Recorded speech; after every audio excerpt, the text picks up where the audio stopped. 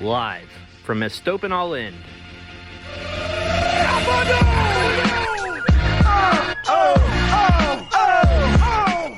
It's the Morados podcast, powered by the state of Louisville. Welcome, everyone, to the Morados podcast on the State of Louisville Podcast Network. I'm Zach. And I'm Benton.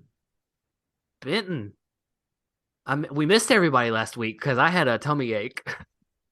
Yeah, it didn't work out. We'll pick it up next week. Hopefully there'll be nice like win streak and stuff going. And Nope. didn't quite get that. Didn't really work out for us. No, but we'll talk about last week would have been a much better week to record. Yeah. Well, yeah, it would have. We missed our opportunity there. They're gonna have to do another one just for us. Catching the stomach flu from my daughter. Building up your immune preschool, system. Man. It's just a germ factory over there. I have never been sick. I've never been sick so much in my life as after our daughter started preschool. They don't really like just catch like common like illnesses or whatnot. I think I stay pretty healthy. So I'm excited to see how much I fall victim to little ones and all the germs and stuff that they bring when that time comes. Yeah, I thought I was healthy too. But then you don't get to sleep for 2 years, and then you get exposed to weekly germs. So it sounds like a party. but Zach, in more fun news, what have you been into before we dive into all the fun soccer stuff? Okay, so this week our street got repaved. And so I have been into skateboarding out in front of our house because we got nice, fresh, smooth asphalt. I drug my quarter pipe up our driveway and stuck it out in the road in front of our house and rode on that all day over the weekend, and we had a blast. Good for you. A nice, like, smooth riding experience. You gotta love that. Yeah. Not the bumpy, like, crappy roads. No, because I've had that ramp in our garage for like ever since we moved to the new house, and the road was so bad that it wasn't even worth getting it out before. So it's nice to be able to finally use it again.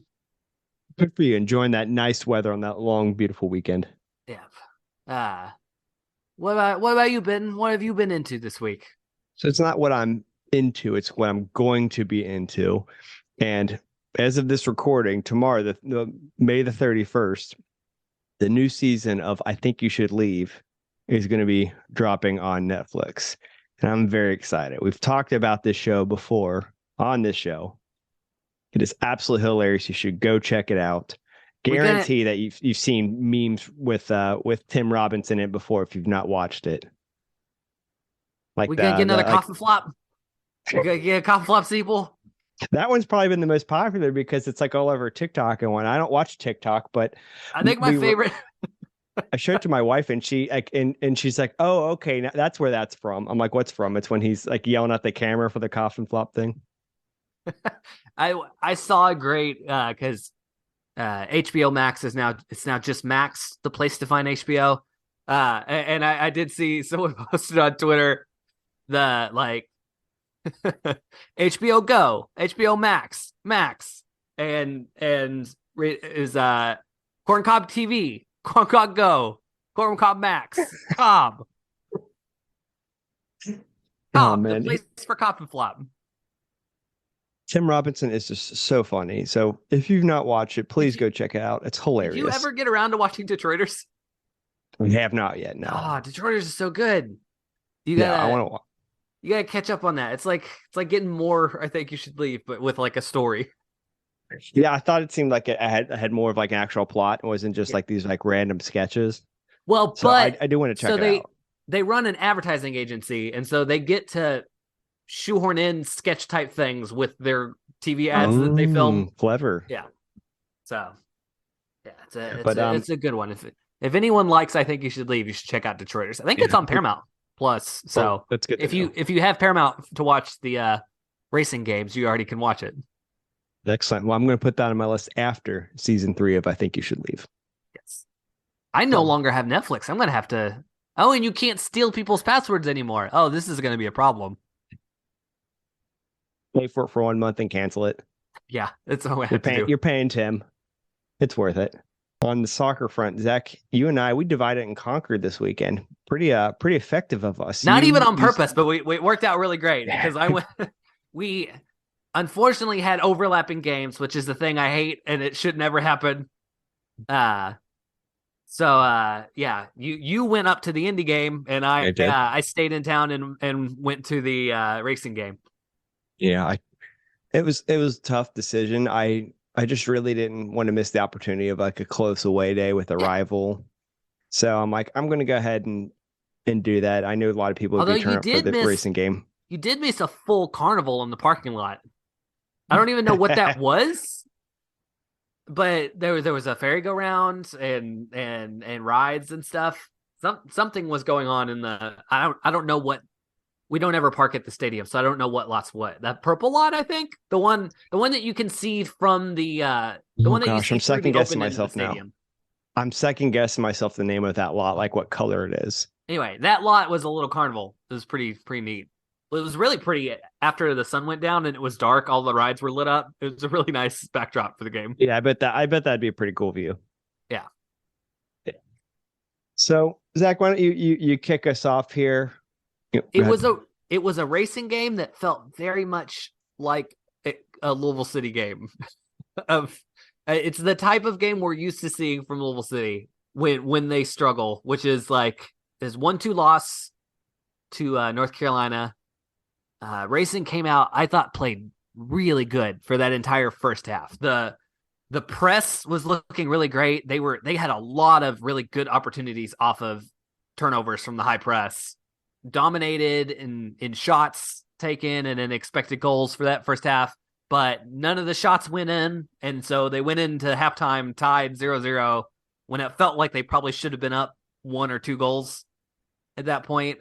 And that's like always it's a weird feeling at halftime because you feel like oh, they're playing good, they'll continue to play good, but you're also like, man, I hope we don't regret not hitting any of those good chances we had in the first half. And it was we're going to regret not hitting any of those chances we had in the first half type game. Because then Kansas City came back and scored 2 goals in the second half. They were not, I don't know, they're not goals I'm super mad about for racing. I mean, I feel like one of those goals was just an incredibly good individual effort from Caroline, which you're going to see. That's going to happen a couple times a game. That's like, she is who she is. You're not going to prevent that from happening. And then the other goal, I don't know, like it was like a solid cross and a header on the back post. Probably, I mean, racing definitely could have done a much better job boxing out on the header. It also felt a little, I don't know, she sort of blooped it over Katie Lund. I thought Lund had it covered really well, and had she hit the header better, I think Lund would have saved it easily. But she sort of mishit it, and it blooped right over Katie Lund's head into the top corner. So it's like, I'm not super angry about the 2 goals. And then DiBiase came on, scored a late goal to make it 2-1. It really, I think, in a fair world, that's like a 2-1 win or a 2-2 draw or a 3-2 win. I feel like they got a little, the ball did not quite bounce their way, but just thinking on the season, like I thought they put in a very good performance. They did the stuff they needed to do well. I think if they have a game where they get opportunities like that again, they're not going to only score 1 goal. They'll score 2 or 3 goals if they're consistently getting opportunities like that. So it's one of those, like, it's a very frustrating game to play that good and not get a win, but also like I do feel like the team is playing well and doing the stuff they need to do, and I think they are going to get wins if they keep playing like that. Yeah, that saying "goals change games" comes to mind in that one, right? Like if they got one of those earlier ones, could have totally changed the dynamic, but wasn't to be. The one I really want back is Monahan, which talking about the press. I thought Paige Monahan was incredibly good in the press in that game, but especially in that first half. And she she picked off a pass back to the keeper and took one touch around the keeper and had just open net in front of her after she got past the keeper. She was at kind of a shallow angle, but she let the ball get ahead of her a little bit and hit it wide. But it's like, that's one you really want back, because that was like open net, easy goal. Just got to tap that in. I thought DeMello also had a really good chance on a cross where she was on the back post and the keeper stepped up front post to try to get to the ball, and so had like open net and hit it just a barely wide. And so that could have easily been 2-0 at the half from those two chances. Yeah, for me, Paige Monahan's been a real, like, I don't want to say, I don't know how to phrase it. I was going to say pleasant surprise. That doesn't feel right. Like, I knew she was an established, like, veteran presence and was, definitely starter caliber, but I just feel like she's more than what I envisioned in my head. Does that make sense at all? She has fit into the system much better than I expected. Like, Yeah, she has been really good in the press. She looked fast last night, or not last night, but this weekend. Yeah, right. It seems like a really, like, savvy pickup for the team, and one that I maybe didn't fully, like, recognize or appreciate at the time. Like, I knew it was always really valuable bringing in existing NWSL experience, but she's been way more than just that. So, yeah. But yeah, I mean, going back to North Carolina's goals, like, these are tough pills to swallow, right? Like, that one individual effort, like, just like you said, these are going to happen. I can be understanding of those. But that other one though, just so fluky and unfortunate. Well, and I mean, not too fluky. I mean, I think it reminds me of when we had Dia on. He was talking about just being in the right position and boxing out. Those plays don't happen. Like, it's one of those. If you control the space and box out better, that never happen. That doesn't happen. But yeah, it was not a great look. And it was kind of against the run of play up until that point. Yeah, I mean, it was just so awkward, the angle and then the trajectory in which it went in, how it kind of like bounced over. I don't know. I guess I'm kind of forgiving of those, and it's unfortunate, but yeah, I mean, overall, putting that game in the context of the last like 3 or 4 games they played, I think this is looking like these past 4 games have been the team we've wanted to see, and I think this was a continuation of that. Like, the press is working really well. They're getting really good opportunities. They still got a goal in this, so they didn't get shut out. Yep. They're scoring goals. I think they seem to have settled in on a back line that are playing really well together. I think the Pickett, Erceg, Lester, and Malay have looked very good in the back line. So I'm feeling very good about the rest of the season. I think if they continue this form, they look like a playoff team. Yeah, and you have to think that their chemistry is only going to continue to build and grow. I mean, they've only had a handful of competitive matches all with each other. Still a lot of new pieces, especially on that back line where that chemistry and cohesion is so important, especially when you're trying to move as like one cohesive unit. So not to mention, props to Jeff, because he's been talking her up for over a year now. But Timby Ketlana has been an instant spark every time she's checked in, and she's not in full game shape yet. I mean, she's coming off a very tough injury to recover from with Achilles, Achilles injuries, but she's going to continue, I think, to be able to play more and more minutes as the season goes. I think that's going to be a huge help for the team. It's easy to forget because they've been playing well. But Ekich has not played this season. So, if you look at more minutes from Timby, eventually getting Ekich healthy enough to come in off the bench, I think I feel very good about the form the team has been in and what the season looks like moving forward. You know, bad saying this, but I kind of did forget about Ekich. Yeah. And fallen off the radar, but but especially your point with Tembi, Catlana, like, wow, she been outstanding in the very limited time that she's had. Like, As she's able to play more minutes, that's going to be a huge. Even coming off the injury, she's so fast already. So you got to think, like, as she continues to get into shape, that's really going to give them a whole nother ankle. So, Zach, who was your player of the match? It's kind of a tough one. It was a weird, because the only goal scorer checked in at the very end of the game. I thought, and I feel bad because we haven't mentioned her at all. I thought Howell had a really good game. I thought she locked down that defensive midfield position and allowed the team to get up and take chances in the press, which is why they were able to I think it's why the press was able to be so successful in that first half. So I think I'm going to have to go with Howell. As great of a game as Paige Monahan had, I think you can't be player of the match if you miss an open goal like that. Yeah. Well, Thought Mob kind of agrees with you. They gave her the highest on the team, a 7.9 player rating. So yep. I feel like sometimes some of the work that she does is a little more on the quiet end, not like a total like Tyler Gibson style, but some of it.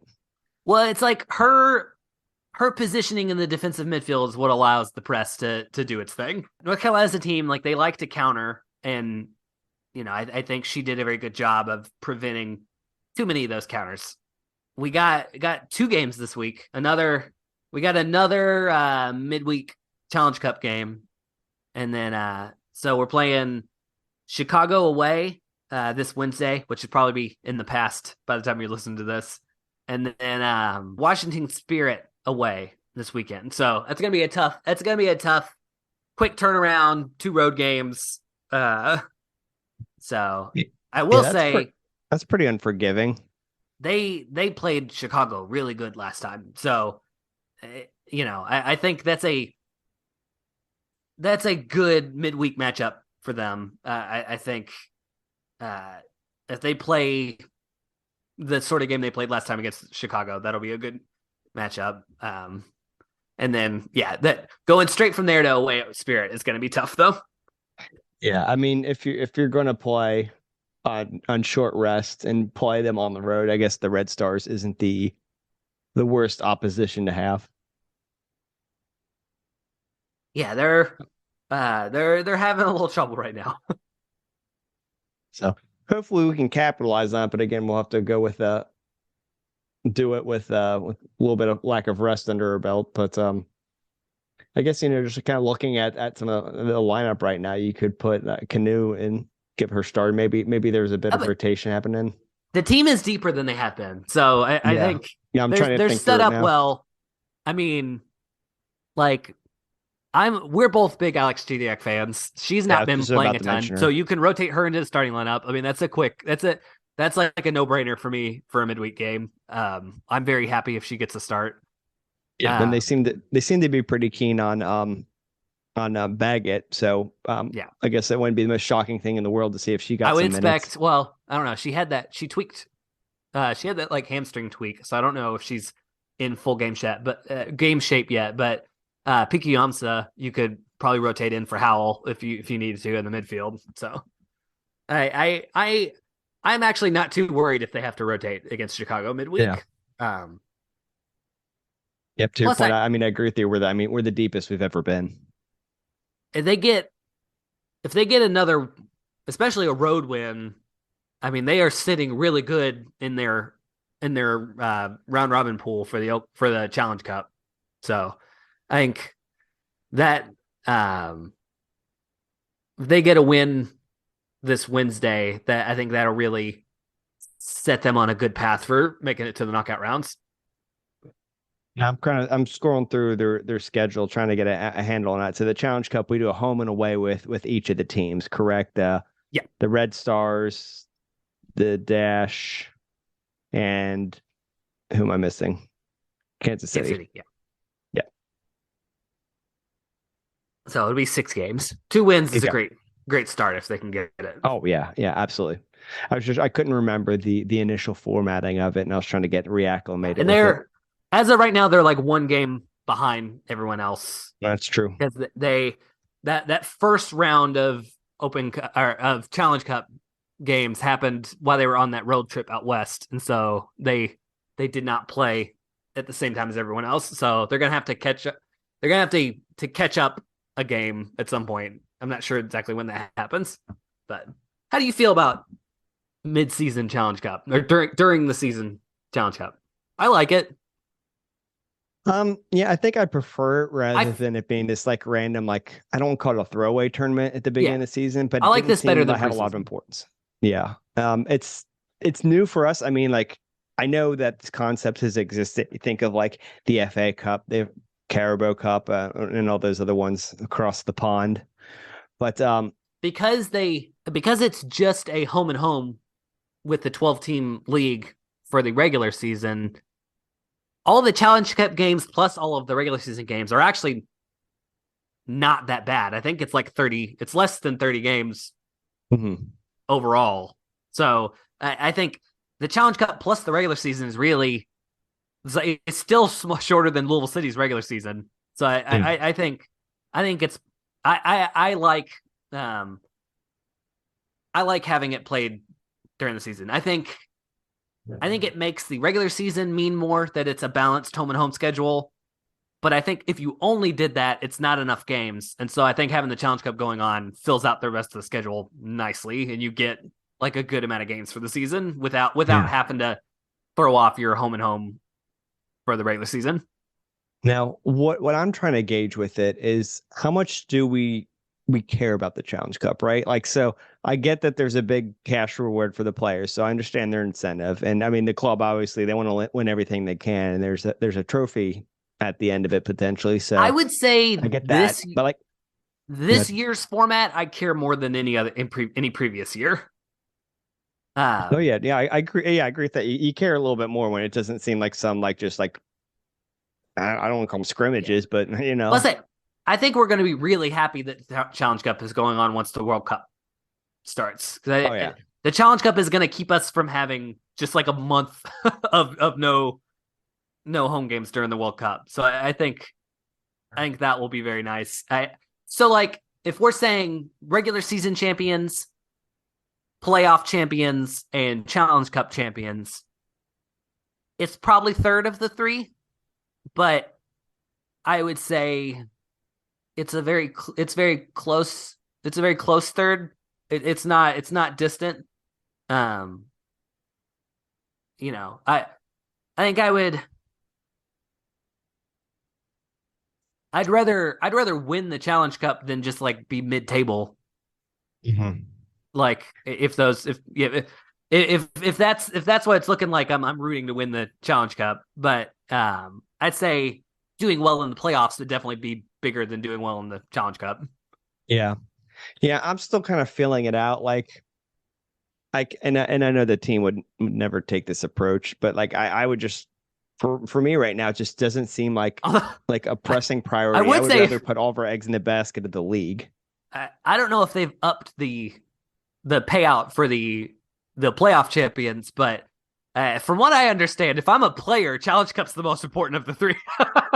Oh yeah, no, I totally get their incentive. I'm thinking of from where I'm sitting, like as a fan, like sure, it's cool to have another like piece of hardware, win another trophy or whatnot, but like last year the prize money was $10,000 a player, and that's in a league where I think the average salary was $30,000 a year. That's like full on a third of your year's salary in Challenge Cup winnings, and then the prize money went up this year. So I'm rooting for them.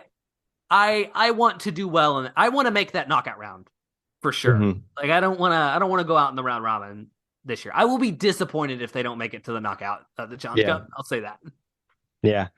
Again, I mean, I'm still just again personally just still feeling it out. Like again, I would rather them just kind of rotate fully for these Challenge Cup games. And hey, if you win them and you advance, like great. Then if you get farther along in the competition, maybe treat it a little bit more seriously. Kind of like how the MLS is at times with the Open Cup. I will say kind of though, my mentality with it. It's looking like they got a pretty good group to be in, with Kansas City and Chicago both having the trouble they're having to start this year. Yeah. I mean, like they are. they're in the Challenge Cup group you would want to be in right now. Right. And I mean, maybe that's a rationale reason on why you maybe want to prioritize it a little bit more than what I'm thinking, is because that there's more so of an opportunity there than maybe there would be in another group setup. So I don't know, still trying to personally figure it out. But I mean, as far as format wise goes, yeah, I do like how it's interspersed through there. It gives it more legitimacy than it had. Yeah, I'm on board with that. Anyway, got a little sidetrack there. I was just kind of thinking about that, but we will take a quick pause, and when we come back, we'll talk about the Louisville Indianapolis Proximity Association football contest. Did I get all the words? Lipa FC, Lipa. Yeah, I think I said them all. Anyway, you know what I'm talking about. Indy versus Louisville when we get back. Stay tuned.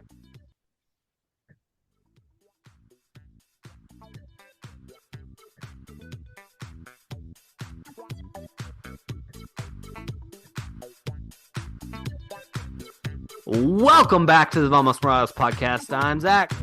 I'm Benton. I hope you enjoyed the fine products and services you were just sold. Benton. I gotta bring this up again. No, nobody wrote us a review on iTunes. I think we're shouting into the void here. Oh, you know what? Our mistake is we gotta start the show with that. I know. We wait till the end when comment, everyone has subscribe, fallen asleep or they've arrived home from their commute and have turned the podcast off. It's tough. I've been there personally. I get it. Yeah, Listeners, I'm throwing this out time. there. If you're still around, if you're listening to this right now, if you listen to us on iTunes or whatever platform you listen on, go write us a little review. Go tell us how much we suck. Tell us where we can stick it. The love and the hate are both fine. That's all engagement. It's all good.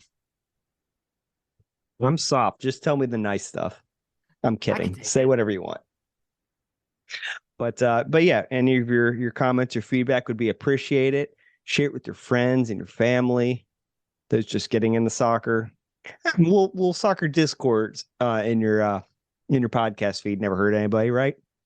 I got to go to the racing game. You made the road trip up to the terrible land of Indiana for Lipa FC. Tell us how that game went.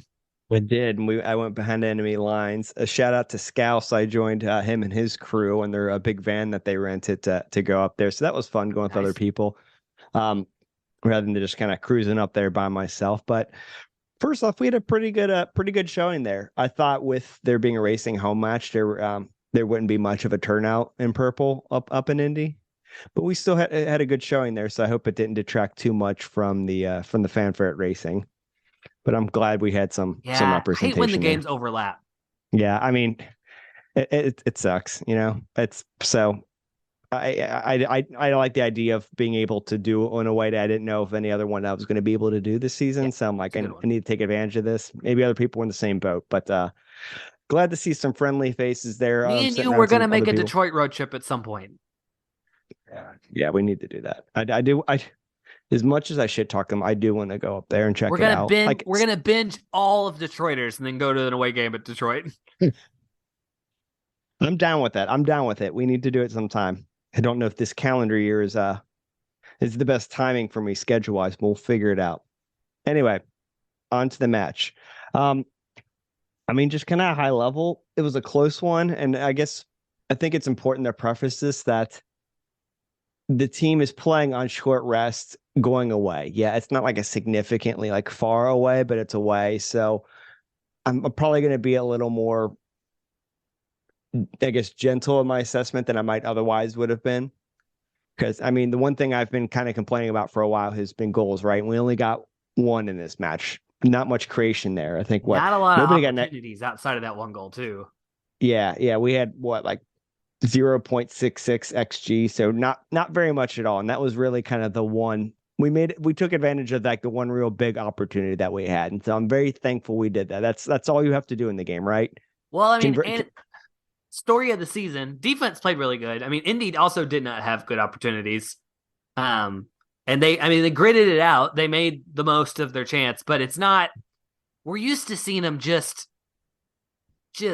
flood the other team with good chances. Yep. So it is weird watching a team where it like really does come down to like they get a couple looks a game and they gotta if they don't they gotta hit them or else that's it. Yeah. I mean, and I just remember the other caveat I want to give is that our past like 2 seasons against Indy, we haven't played them very well. Like they have not. I mean, they've not been great teams, but they've won like the regular season title for the Lipa Crown or Traffic Cone. So they've gotten the better of us. And I remember it was particularly frustrating last trip up to Indy. So all that considered, a 1-0 win, Also, short rest. it's Indy. Take it. Indy 500 weekend spoiled their party. It wasn't as crowded in the city itself as I thought it was going to be, but I think their racetrack is like kind of a little bit out of the ways. Yeah, the racetrack is huge. It's not downtown. Yeah, I mean, I was just kind of expecting just a lot more like just busyness, but it really wasn't that bad. Anyway, I'm getting distracted again. But yeah, you kind of already talked about that. The defense played really well, especially in the second half. They're very much weathering a storm. I almost feel like the XG story and then like any count of like big chances created didn't really fully kind of capture just the storm that they're under. Like Oliver Semmel was probably my man of the match there. He made a lot of big stops when his name was called up. He did really well in that performance. But yeah, I mean, yeah, credit to the back line. I mean, Wes Sharpie still, he's coming back from injuries. Definitely feels like he has his legs under him now. Really, really happy to see that. I thought Amadou Dia had a really like quietly awesome performance.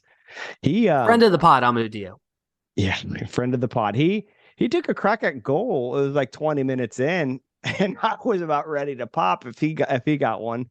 We have to have Amadou back on to gloat if Denver wins the NBA championship, right? Oh, I saw. I talked to him after the match. I'm like, man, you're Nuggets, and he's like, I told you. we gotta have an NBA championship special with him back on if the Nuggets win. Yeah, absolutely. Yeah. That was the first thing I said to him when I saw him. That's funny. But yeah, his shot on goal was actually it was deflected out, but that was what set up that corner kick that Ray took, which we scored on from Wilson Harris. So it was a testy game. Indy, unfortunately, they had I think it was their captain. I don't remember his name. Got injured in like the first like 2 minutes, had to be subbed out. Like so you never want to see that. That doesn't help their cause at all. Yeah. Got a little scrappy at times. I think it was relatively early on. Brian Ownby got pulled down some sequence and he did not like that. If you watch the club kind of captured like recap of it where they took their own footage, you can see him like they were very close for that shot, and you can see him mouthing some stuff to that guy.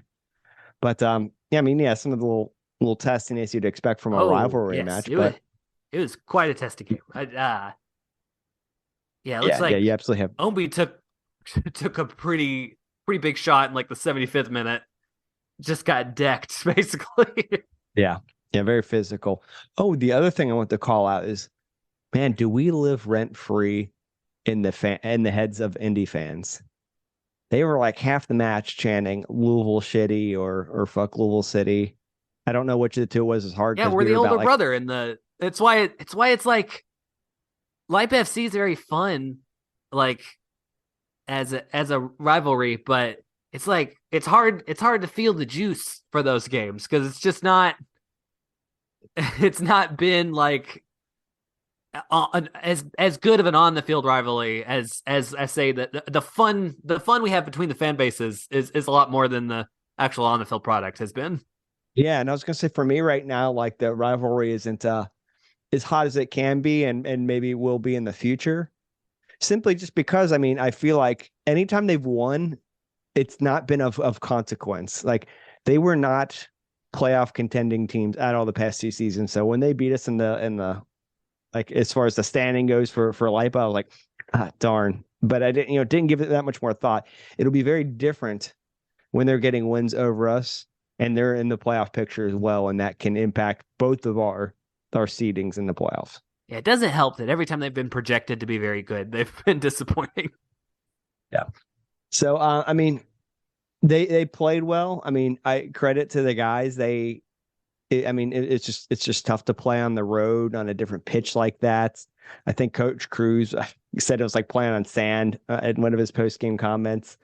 And by the way, that and pitch, every when I time went that ball hits the ground, you just see a big poof of those little. I'm Oh, yeah. assuming it's those little black pellets that I hate. Yep. The bane of my existence in our old man league.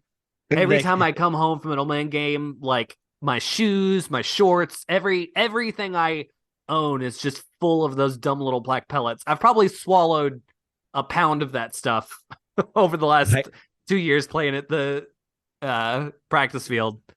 I get all on my wife about all the sand she brings in the bathroom from playing volleyball all the time, but then here I come on Monday nights unloading a bunch of black pellets on the floor of our bathroom. Yeah, at least sand is natural. We're bringing in rubber.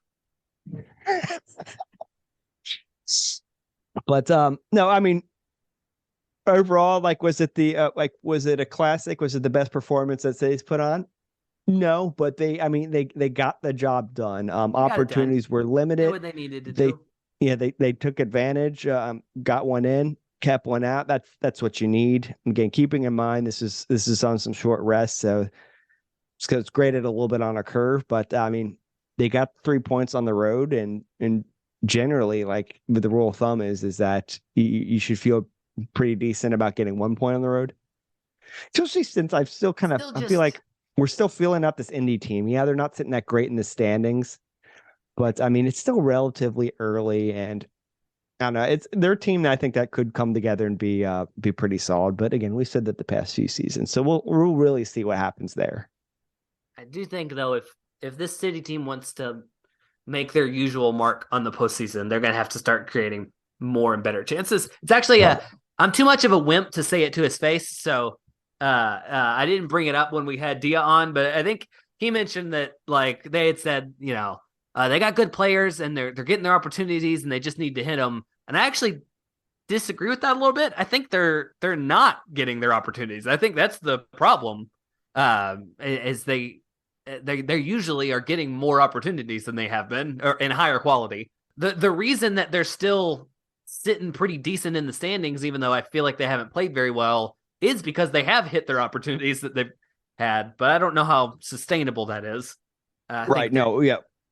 Completely agree with that. The Tulsa match was one of those anomalies where the chances were there and we didn't capitalize on it.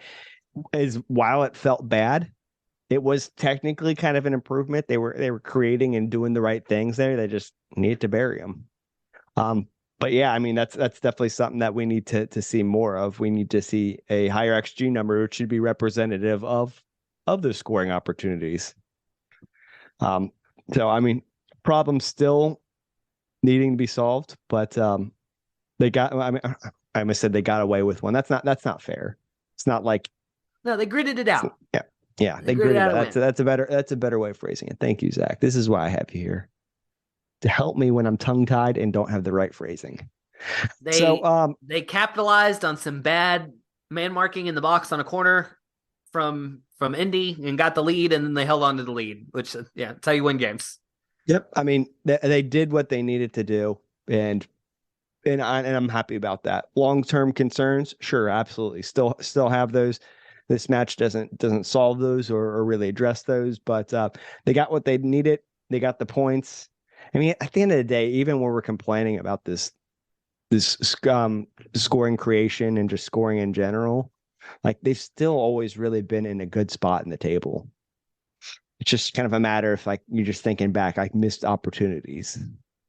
What could have been, I hope, like, the Tulsa game, for example, I hope we don't lose out on something like hosting in the playoffs, maybe the regular season title, because we didn't get a result against, like, a Tulsa, an opportunity like that. So we'll see how things pan out. Again, still a lot of soccer left to be played. Zach, I know we're playing your favorite team away next. I knew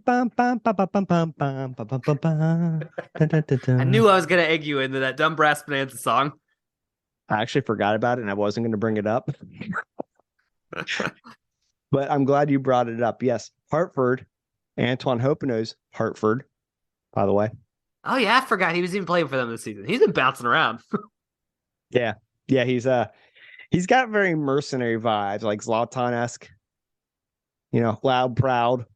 We'll go to the highest bidder. Like he's got that energy about him.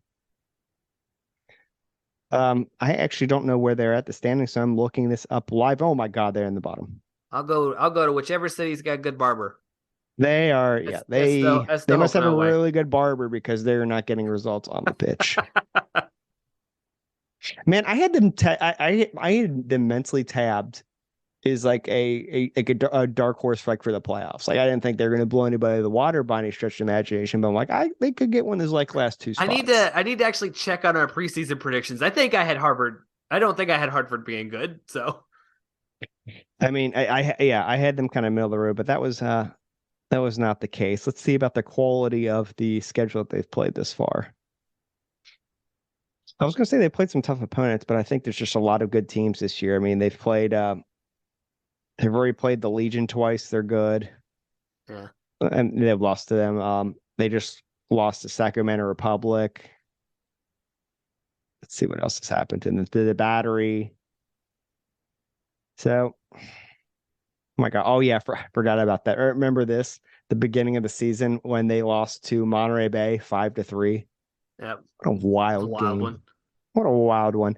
So I mean, yeah, they've played some tough teams, but right now they're sitting in a pretty bad spot. So what I'm worried about is like, is this a situation where like it's a wild animal in a corner and the only like option they have is to fight, and that makes them dangerous, you know?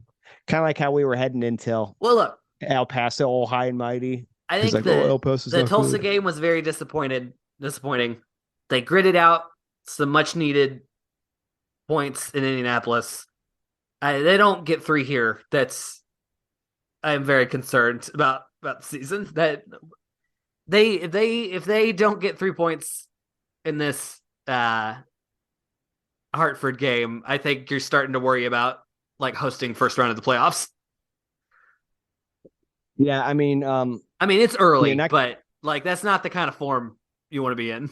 Yeah, I think this is what I'd call a winnable match, as many as there are in the league, or I should say, as few as there are. I go from nervous about the season to like openly worried if they if they lose to Hartford. Yeah, I mean, again, keep in context. We still I'm losing my cool if they lose this Hartford game.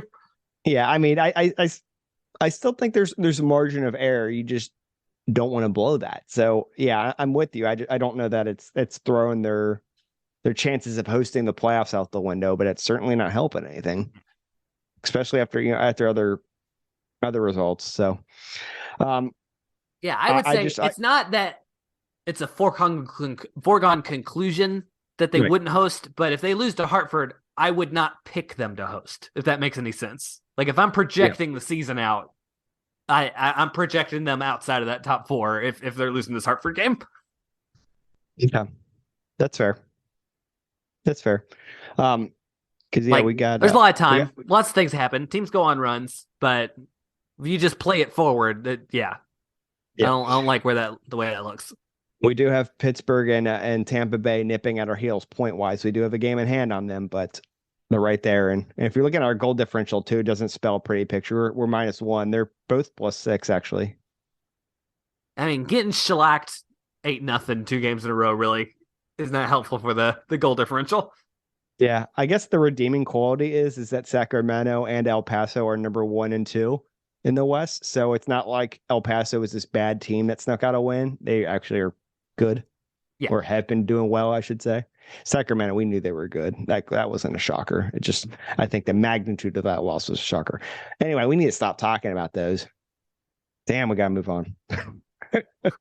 We need some big wins we can talk about. They're pretty memorable. I know, for the wrong reasons, but so we'll see. I'm with you. Think Hartford should win this one. I'm putting you on the spot. What's your projection? What do you think it's going to be? Man, I think it's another 1-0. I think they grit another one out. But I think maybe this one feels a little more comfortable. I think they get 1 goal, but they have more good chances, and I think Hartford doesn't have anything going. I'm going to say a more comfortable 1-0 win. I'm going to say it's a 3-1 win, and things start to click for the team. They start to look good, and when we beat up on a lower opponent, if you will, a lesser team. I'm wishing this into existence if you couldn't tell. You're putting it out into the universe. I am. We'll see what happens. We'll see. Fingers crossed. You want to get in some news? Yeah, we got a little bit of time for that. What do you want to hit on? What is the top news? You've been following the under-20 World Cup at all? Oh, I dabble. I know a few of the folk on those teams. USA?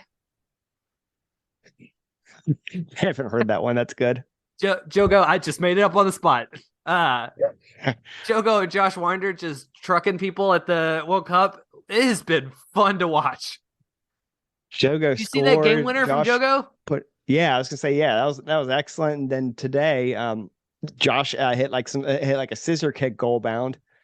I mean, they're looking good out there. They're producing clips to be shared on the social media. Their stocks rising, And which is especially important for one player for us. I would be kind of curious. I am a little curious how under 20 World Cup success translates to like regular World Cup success. Like the teams that do well in the under 20, like historically, how have they done like 4 to 8 years out from that in the regular World Cup? I'd be curious to see some statistics on that. Yeah, that's an interesting thing. The U.S. under 20s have looked very good this tournament. It'd be also interesting to see like which players like that played in the U20 level stick around and also play regularly like at the full on national team level. Because imagine some of those guys, maybe they make a few appearances for the full national team and then don't appear good, while others become like regular features. Yeah, a lot of interesting questions there on the transition. But I'd say you'd rather be doing good in the under 20s than not doing good. So, all right, yeah, like you want to win everything. The future looks pretty bright for Team USA. Yeah, these kids are all getting real valuable minutes against other young kids who are also very talented. Just good development all around. Put them in the shop window a little bit, but yeah, I don't think we'll get the huge World Cup sort of bumps that we want. Like how some of those Argentinian players went for like just crazy money after the World Cup. Wild stuff. So, Zach, is there anything else that we have not hit on? Anything that you want to talk about, get to? Nope, I'm good. If we stay on here much long, I'm going to talk about growing mushrooms or whatever thing I'm into this week. All right. Well, listener, we're going to get you out of here before Zach goes off on one of his tangents. Thank you so much for tuning in. Like Zach said earlier, please go on to whatever podcast platform that you listen to us on. Rate, subscribe, like, review, share. What other verbs am I missing? Is that all of them? That's all of them. That's all of them. That's all of them. Make sure you do all those things for us. We appreciate you. Thank you so much for tuning in. We will be back next week. And when we come back next week, we're hopefully going to be talking about couple wins, multiple wins. I'm wishing this into existence. Beat Hartford, beat Chicago, We're also going to try to get a couple more fun guests the next couple weeks. Yeah. We got some stuff brewing, so stay tuned. We're gonna have more conversations like what we did with Amadou Dia. That was a lot of fun. And I want to get some more people on here. So we're working on some stuff. We'll keep you posted. So anyway, I'm done rambling. Take care. Thanks for listening. Vamos Morados. Bye, y'all.